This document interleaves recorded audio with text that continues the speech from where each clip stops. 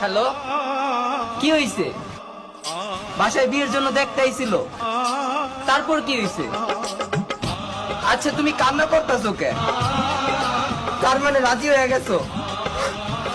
Phone কাটতে দিছে রে, তার মানে আমি বরবাদ হয়ে গেছি। সম্পর্ক বদলে গেল একটি পলকে। अच्छा ठीक है। পলকে লজ্জা লাগা দরকার, এ খুব দারুণ লজ্জার ব্যাপার। সত্যিকারের বন্ধুত্ব তেমন হওয়া উচিত। হ্যালো বন্ধু, কই আছিস তুই? পোলা পাইনি আটকাইছে। अगर तौबा पड़ते को আমরা আইতাছি। तुमसे ना हो पाएगा।